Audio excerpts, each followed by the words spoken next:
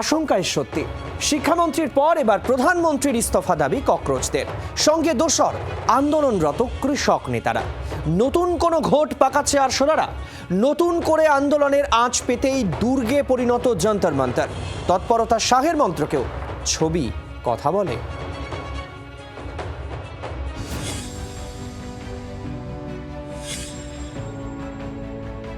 20 জুলাই যন্তর মন্তরে যা ঘটেছে তার পুনরাবৃত্তি চাইছে না কেন্দ্র।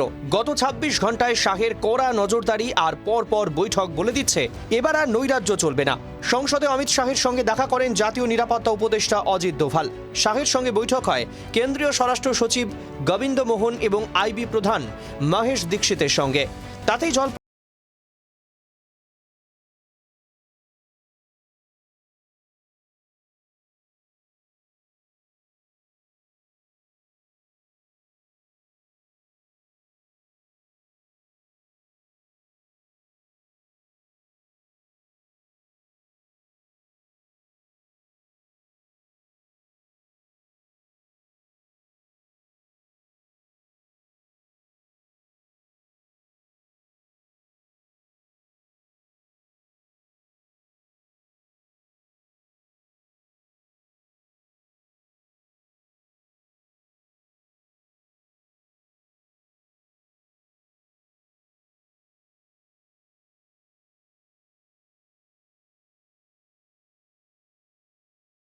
সূর্যকান্ত এবং বিচারপতি জয়মাল্য বাগচির বেঞ্চে এই মামলার শুনানি হয়।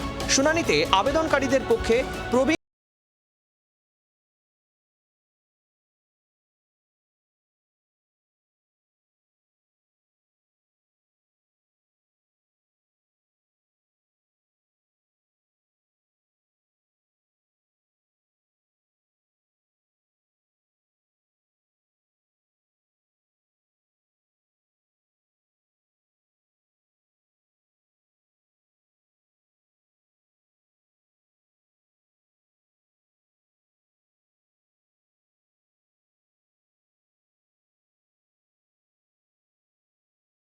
প্রধান বিচারপতি পরামর্শ দেন পেলেট গান ব্যবহারের ওপর সম্পূর্ণ নিষেধাজ্ঞা চাওয়ার বদলে আবেদনকারীদের উচিত আদালত কর্তৃক একটি সুনির্দিষ্ট গাইডলাইন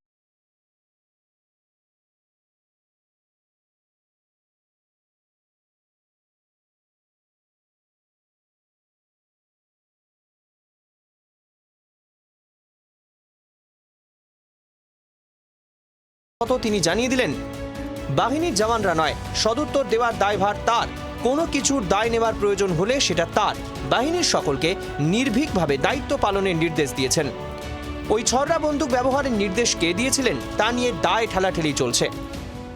होम मिनिस्टर को मालूम ही नहीं था कि गोली चल रही है, उसका मतलब है कि is incompetent, otherwise he ordered it, in which case is culpable. मैं यही बोल रहा हूँ, दूसरी बात तो ही नहीं, लॉजिक है ना। রাহুল গান্ধীর এই দাবির পরই প্রকাশ্যে এলো সিআরপিএফ এর ডিজির বক্তব্য। শিক্ষামন্ত্রী পদে ধর্মেন্দ্র প্রধানের ইস্তফার পর এবার প্রধানমন্ত্রীর ইস্তফা চেয়ে কটাক্ষ সিজেপি প্রধানের। অভিজিৎ দীপকে দাবি করেন বিজেপিতে যোগ দিতে তাকে হুমকি দেওয়া হচ্ছে। सर आज आपको बीजेपी की तरफ से कोई ऑफर हुई है ज्वाइन करने के लिए? अब तक धमकियां बहुत मिली कि बीजेपी में आ जाओ, अच्छा रहेगा तुम्हारे लिए, तुम्हारे परिवार के लिए। तो मुझे तो मतलब बहुत शर्म आती है कि इतने बड़े प्रधानमंत्री, इतने बड़े अमित शाह, उनके पोते की उम्र का मैं हूँ, उनके पोते की उम्र के बच्चों को इस तरह की धमकियां देते हैं। मतलब क्या क्या फायदा तुम्हारे इतने बड़े प्रधानमंत्री या गृहमंत्री होने का अगर तुम्हें बच्चों को इस तरह की धमकियां देनी पड़ती है। কেন্দ্র নতুন করে পরীক্ষা বিল সংশোধন করে পরিস্থিতি সামালের চেষ্টা দিলেও নতুন বিলের কড়া সমালোচনা সিজেপির।